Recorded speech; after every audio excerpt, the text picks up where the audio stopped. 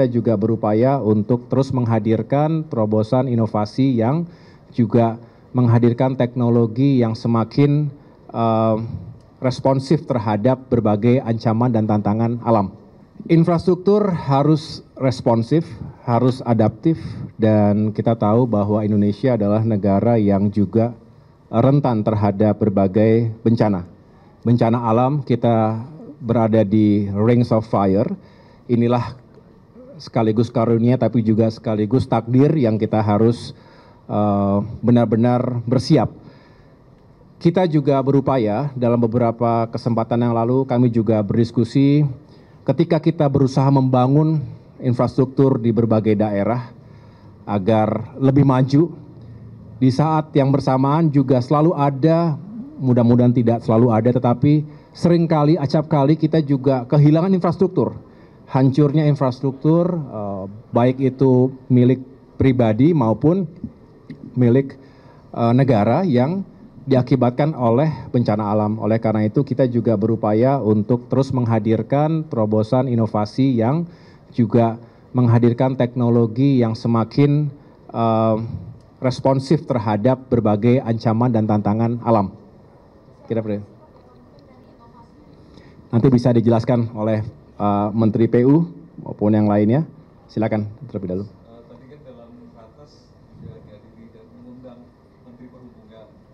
Apakah dalam ada soal harga tiket? Iya, benar. Tadi kita juga mendapatkan penjelasan dari Menteri Perhubungan, evaluasi walaupun tidak secara detail sekali, tetapi evaluasi pelaksanaan Nataru yang beberapa minggu, mungkin 2-3 minggu ketika itu kami memang mencoba benar-benar fokus, mencoba mencari jalan agar terjadi penurunan harga tiket pesawat yang mungkin jarang terjadi ya.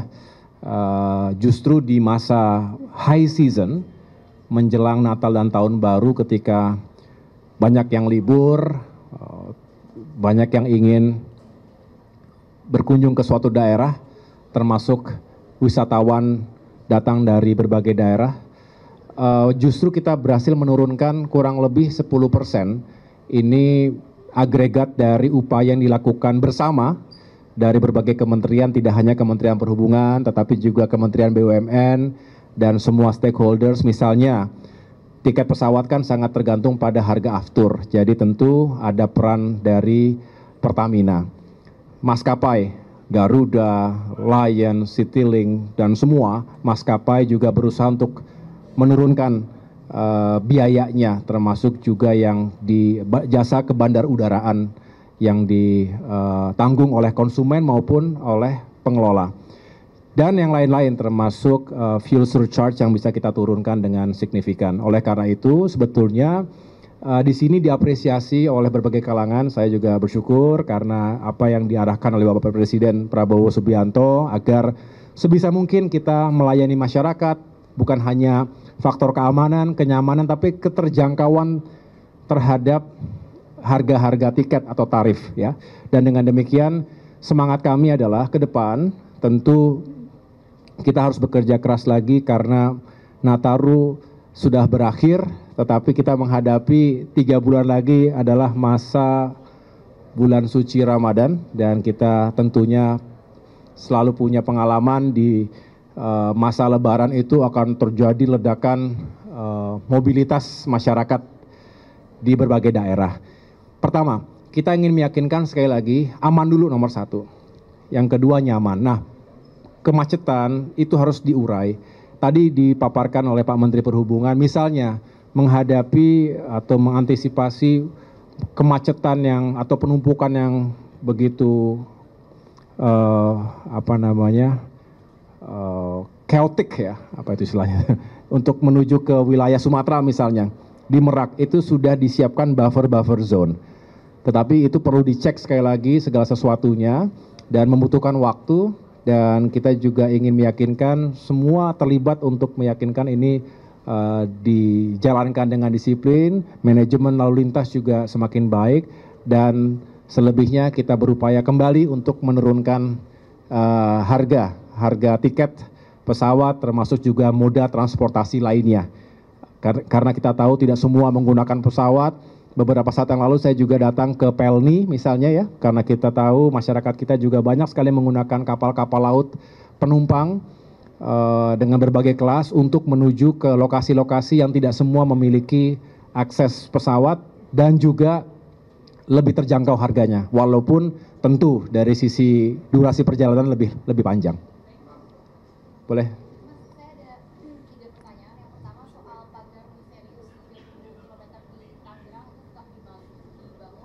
Pagar apa?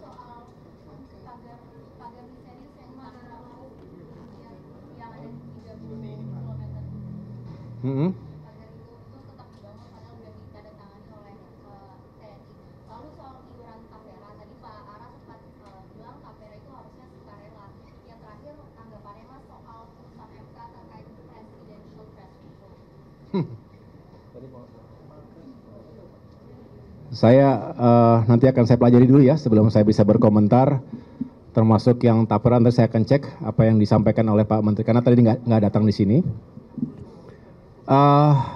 Kalau putusan MK saya pikir ini tidak dalam kapasitas sebagai seorang Menteri Koordinator, tetapi sebagai anak bangsa, sebagai warga negara yang juga tentu punya pandangan bahwa apa yang sudah menjadi keputusan MK kita hormati, kita negara hukum yang juga harus menghormati produk-produk hukum.